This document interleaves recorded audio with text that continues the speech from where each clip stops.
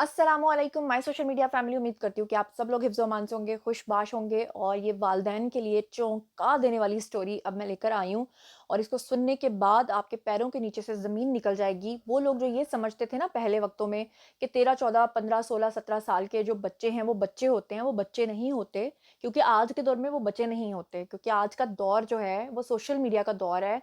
आप सारा-सारा दिन टीवी उनके सामने देखते हैं, फ़िल्में आप उनके सामने देखते हैं, सिनेमा आप उनके सामने जाते हैं, इवेंट्स पे आप उनके सामने नाचते हैं और जिस तरह की मोहब्बतों की बेराह-रवी की तरफ आप उनको लगाते हैं, तो फिर वो वही सबक सीखते हैं जो बीज आपने लगाया होता है, वो आहिस्ता-आहिस्ता तनावर दरख्त बन चुका होता है। आप उसको सिर्फ़ एक तना समझ रहे होते हैं, लेकिन वो एक तनावर दरख्त बन चुका होता है। और अफ़सोस के साथ ये कि वो दरख्त जो आप बीज चुके होते हैं, वो दरख्त जो आप बो चुके होते हैं, वो बड़ा होकर आप ही के गले इसलिए पड़ता है क्योंकि वो आपने थोहर का लगाया होता है, वो आपने काँटों का लगाया होता है, वो कहते हैं ना कि नीचा दी अशनाई कोलों फैज़ किसे नहीं पाया, कीकर ते अंगूर चढ़ाया, हर गुच्छा ज़ख्माया। यानी आपको किसने कहा था कि कीकर के ऊपर आप अंगूर चढ़ाएँ? बहरहाल, अब ये स्टोरी है जनाब जी 14 साल की लड़की। और आम तौर पे तो आप लोग इसे बच्ची कहेंगे, लेकिन इसका दिमाग देखिए कैसे चलता है कि कैसे इसने किराए के कातिलों को पैसे देकर अपनी सगी माँ को कत्ल करवाया और कत्ल होने के बाद उसको घर में बंद करके 2 दिन के लिए चली गई। वापस आई, किस तरह से उसको इंतज़ाम करवा के प्लास्टिक रैपर के अंदर डाल के किस तरह अपनी माँ की लाश को ठिकाने लगाया, कैसे पुलिस उन तक पहुँची, असल नफ़रत की दास्तान क्या थी, वजह क्या थी उसकी अपनी माँ के साथ इतनी नफ़रत की, ये सारी कहानी आज मैं आपके सामने खोल के रखती हूँ। जनाब, शुरू करते हैं कहानी। 14 साल की ये लड़की होती है और इसके साथ होता क्या है कि ये एक फ्लैट में अपनी माँ के साथ रहती है और वहाँ पर इसकी माँ ने एक जैसे किराएदारों के तौर पे किसी को रखते हैं, तो वहाँ पे एक लड़का जो 17 साल की उम्र का होता है, उसको रख लिया जाता है। अब 17 साल का ये लड़का 16 से 17 साल इसकी उम्र होती है और ये स्टूडेंट होता है, पढ़ रहा होता है, तो ये उनके फ्लैट में रहना शुरू कर देता है। अब जब ये उनके फ्लैट में रहना शुरू कर देता है, तो माँ जो है वो वर्किंग लेडी होती है और जब वो अपने काम पे चली जाती है, तो पीछे से ये जो लड़का और लड़की हैं, इनका चक्कर शुरू हो जाता है। अब इनका चक्कर शुरू हो जाता है और माँ को इस चीज़ का पता नहीं होता। एक दिन माँ जब घर आती है और वो इनकी इन हरकतों सकनात को देखती है, तो वो इंतहाई सख्ती के साथ अपनी बेटी को मना करती है कि अब तुम जो है ना इसके साथ ताल्लुक मत रखो। मगर उसकी बेटी जो है वो अपनी माँ से शदीद मुतनफ़र होकर उसके साथ बहस करती है। बात सिर्फ यहीं तक नहीं रुकती, बल्कि बात जो है वो यहाँ से शुरू होती है। आगे क्या होता है? आगे ये होता है कि माँ जब देखती है कि मेरी बेटी जो है वो बाज़ नहीं आ रही और बहुत ज़्यादा सरकश हो गई है, तो माँ जो है वो उस लड़के को फाइनली अपने घर से निकाल देती है। और निकालने से मुराद ये है कि वो पहले उसको अल्टीमेटम देती है कि भई तुम्हारे पास इतने घंटे का वक़्त है और तुम यहाँ से जो है वो हमारा घर छोड़ के चले जाओ, क्योंकि तुम्हारा जो असर है मेरी बेटी के ऊपर अच्छा नहीं पड़ रहा। लिहाज़ा मैं तुम लोगों की इस मोहब्बत को के खिलाफ़ हूँ और तुम लोग यहाँ से तुम इसी वक़्त मेरा घर जो है वो छोड़ के जाओ, तुम्हारे पास इतना टाइम लिमिट है। अब वो लड़का जो है वो चला तो जाता है, मगर ये जो लड़की है, ये अपने दिल में इंतहाई अपनी माँ से जो है वो नफ़रत करना शुरू कर देती है, अपनी माँ को बुलाना छोड़ देती है, खाना-पीना छोड़ देती है और उसके बाद ये क्या करती है? उसके बाद ये अपनी माँ की सेविंग्स के पैसों को चुराती है और ना सिर्फ चुराती है, बल्कि ये पाउंड्स में रकम देती है कातिलों को, किराए के 2 कातिलों को हायर करती है। अब ये वो लोग हैं जो ये बातें करते हैं ना कि जी 14 साल की बच्ची क्या कर सकती है? वो तो कुछ नहीं कर सकती। अब ये सुनते जाएँ और शर्माते जाएँ। ये स्टोरी जो है, ये सबसे बड़े अखबार में छपी है। मेट्रो ने इसको रिपोर्ट किया है और ये फैमिली रह कहाँ रही थी? ये रशिया में फैमिली रह रही थी। मॉस्को के अंदर ये वाक़या पेश आया है। 3650 पाउंड ये कातिलों को हायर करने के लिए देती है। लड़के के साथ ये प्रॉपर राब्ते में रहती है। उस लड़के के साथ मिलकर ये किराए के कातिलों को पैसे देते हैं और फिर वो किराए के कातिल क्या करते हैं कि उसी के घर में, उसी फ्लैट के अंदर इंतज़ार करते हैं।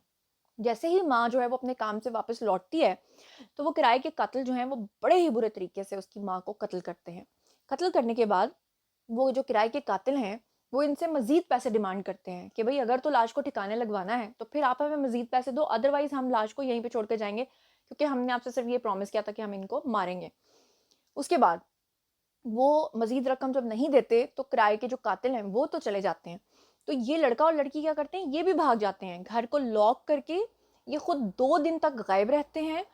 2 दिन के बाद प्रॉपर प्लानिंग करके ये वापस आते हैं वापस आने के बाद ये अपनी माँ को प्लास्टिक शॉपर, जो एक बड़ा सा शॉपिंग बैग होता है, उसमें रैप करते हैं उसके पीसेस करके, और फिर उसके बाद उसकी माँ की जो लाश है उसको लेकर ये ठिकाने लगाने का इंतज़ाम करते हैं। लेकिन होता क्या है कि जिस जगह पर ये फेंक कर आते हैं, क्योंकि अभी नाबालिग थे तो इनका ज़हन इतना पुख्ता नहीं था, जिस जगह पर ये लाश फेंक कर आते हैं वहाँ पर पुलिस को कोई इत्तला देता है, और पुलिस को जब कोई इत्तला देता है तो वहाँ पुलिस जब पहुँचती है तो उसके बाद यहाँ से तफ्तीश का आगाज़ होता है, और फाइनली जो है पुलिस इस नतीजे पे पहुँचती है, और फिर पुलिस जो है वो इन दोनों लड़का और लड़की को गिरफ्तार कर लेती है।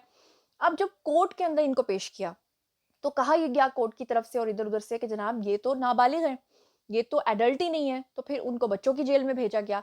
लेकिन फाइनली हुआ ये है कि क्योंकि वो रशिया था तो वहाँ पर सज़ा मिलनी थी। आम तौर पे जो नाबालिग होते हैं उनको सज़ाएँ नहीं मिलती, लेकिन इनका क्राइम जो है वो इतना गंदा था कि अब लड़का और लड़की को 10-10 साल की सज़ा मिली है।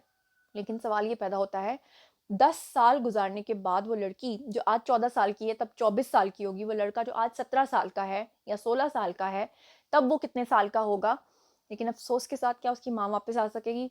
और वो लोग जो अपने बच्चों को आज के दौर में ये समझते हैं कि 11, 12, 13, 15 साल की जो उम्र है, वो बहुत बचगाना उम्र है, बच्चों को कुछ पता नहीं है। अनफॉर्चुनेटली इसमें माँ-बाप का भी कसूर है। वो किस तरह से? वो उनको बीज ही ऐसा लगा रहे हैं। बचपन से आपने, पहले ज़मानों में या कुछ साल पहले तक आप देख लें, ऐसा नहीं होता था कि घर के हर कमरे में एलईडी लगी हो या एलसीडी लगी हो, ऐसा नहीं होता था। पहले जो है पूरे घर में एक टीवी हुआ करता था, इसलिए बच्चे जब टीवी या कार्टून्स वगैरह देखते थे तो वो माँ बाप की मौजूदगी में देखते थे, पूरा खानदान वहां बैठा होता था। और उस वक्त क्या होता था? उस वक्त न्यूज होती थी, उस वक्त पीटीवी होता था, उस वक्त कार्टून्स होते थे। फिर उसके बाद मुझे याद है, हमारे बचपन में तो केबल भी थी, हमारे बचपन में तो सब कुछ था, फ़िल्में भी थीं, लेकिन हमारे घर में तो पाबंदी थी। हम तो जब तक कॉलेज में नहीं आए, हमने ये सब चीज़ें नहीं देखी। और यहाँ तक कि जो केबल वाले होते थे, उनको बाकायदा तौर पे फैमिलीज़ हमारी कहकर वो चैनल्स लॉक करवा दिया करती थीं कि जो बच्चे हैं, उनको आपने ये चैनल्स हमारे घर में ओपन ही नहीं होंगे। लेकिन आजकल आपने देखा होगा कि पेरेंट्स क्या करते हैं, उन्हीं के सामने उनकी दोस्तें आ रही होती हैं, उनके सामने मोहब्बतों की दास्तानें, उनका ज़िक्र अज़कार हो रहा होता है, मन्ने-मनाने की बातें, सारा दिन टीवी चल रहा है, आप अपने कामों में लगे हैं। आपको क्या पता कौन-सी क्राइम स्टोरीज़ आप सुन रहे हैं, जो साथ में बैठे हुए आपके बच्चे भी सुन रहे हैं।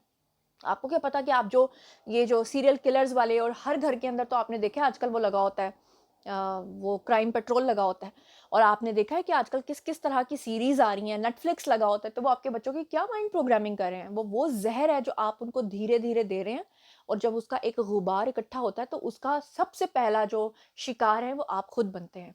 उसके बाद आप कहते हैं हमारे बच्चे तो बहुत मासूम थे, वो तो 15 साल के थे, 14 साल के थे, 17 साल के थे, 16 साल के थे, लेकिन आप अपनी गलती को कभी नहीं मानते। इस बारे में आप लोगों का क्या ख़्याल है? आइए कमेंट सेक्शन में शेयर कीजिए, पर्सनली जवाब दूँगी। मज़ीद खबरें, व्लॉग्स, इंटरव्यूज़ और सियासत से तस्दीर जानने के लिए हमेशा कनेक्टेड रहना हरगिज़ मत भूलिएगा। चैनल को सब्सक्राइब कर लीजिएगा, अपना बहुत ख़्याल रखिएगा। अल्लाह निगहबान।